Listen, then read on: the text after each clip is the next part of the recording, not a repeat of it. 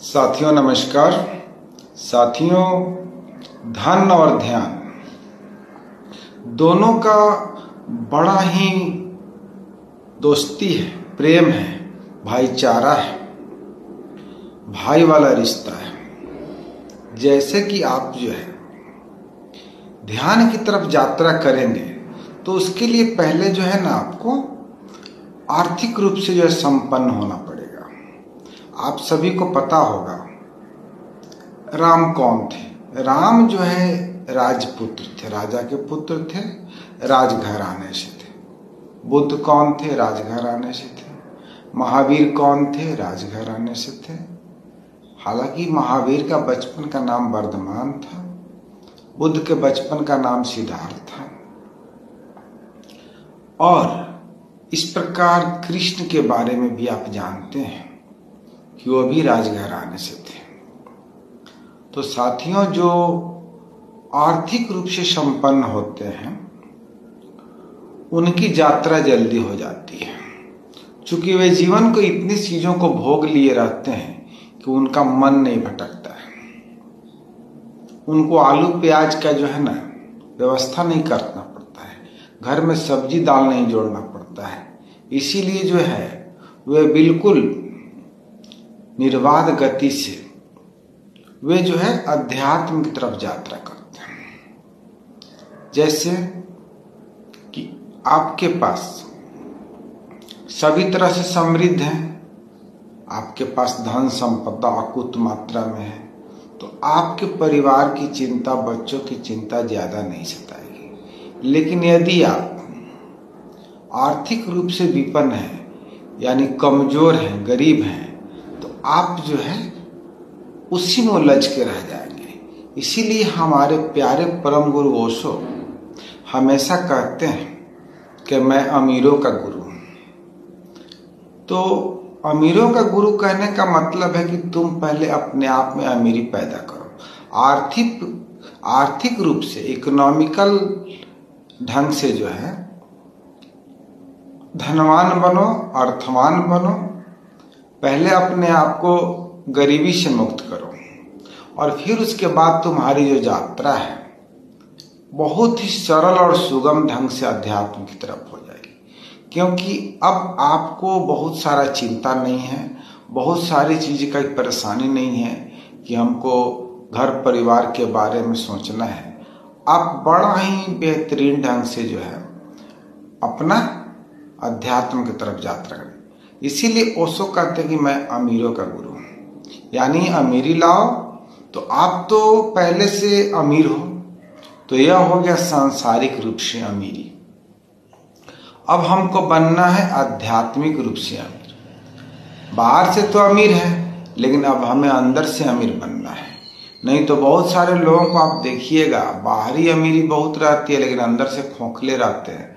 जैसे उनके अंदर बहुत सारी कमियां रहती है, ना वेद का ज्ञान है, ना कुरान का, ना गीता का, ना बाइबल का, ना हदीस का, ना किसी चीज का ऐसी चीज जानकारी नहीं है। जो दुनिया में बहुत ऐसी भी चीजें हैं जो जीवन में जरूरी है। क्योंकि शरीर जो है सिर्फ जो है ना हार्डवेयर नहीं है, या सॉफ्टवेयर भी है। हार्डवेयर सॉफ्टवेयर का कॉम्बिनेशन है। मनुष्य के अंदर इमोशन भी है, फीलिंग भी है, सहानुभूति है, शरीर है, दिल है, दिमाग है, बहुत सारी चीजें हैं। तो हमारी जो पहले जो शुरुआत होती है आर्थिक रूप से, जैसे कि हमारा शारीरिक भूख हुआ तो हमको पहले भोजन चाहिए। 3 तल पे हमारी यात्राएं हैं। तो पहला है शारीरिक भूख, वह जो है भौतिक इच्छाओं की पूर्ति हुई। उसके लिए हमको रोटी चावल दाल सब्जी की व्यवस्था, यानी भोजन की जरूरत है।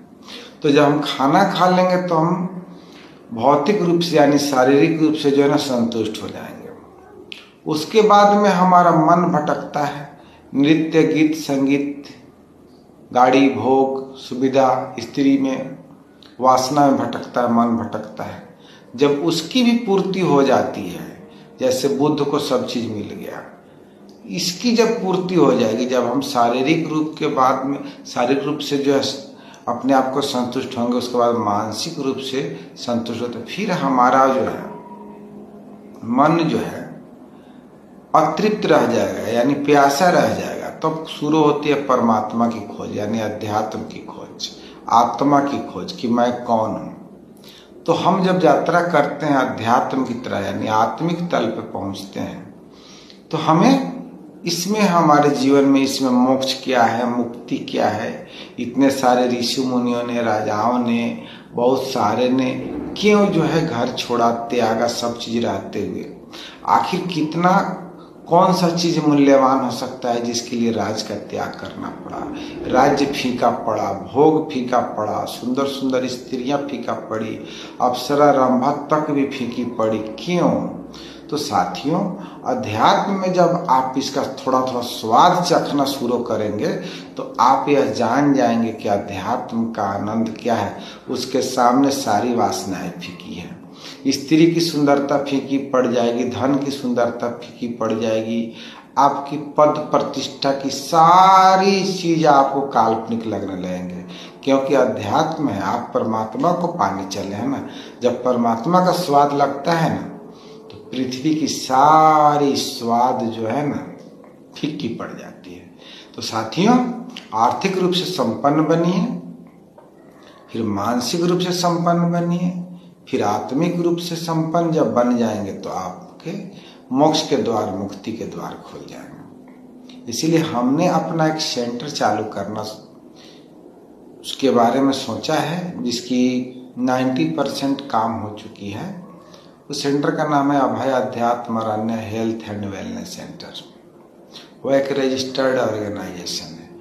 हम आपको मानसिक रूप से, शारीरिक रूप से और आध्यात्मिक रूप से संपन्न बनाएंगे, जिसका आपको स्लोगन है revive physically, mentally and spiritually.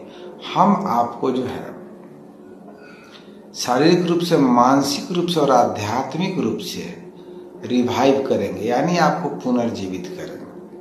सिर्फ हेल्थ ही नहीं, शरीर सिर्फ स्वस्थ रह जाना नहीं है, हमारा मन मस्तिष्क से जुड़ा हुआ है। यदि मन स्वस्थ तो तन स्वस्थ, और तन स्वस्थ तो मन स्वस्थ, और तन मन दोनों स्वस्थ तो हमारा आत्मा सुंदर, आत्मा स्वस्थ। प्रणाम।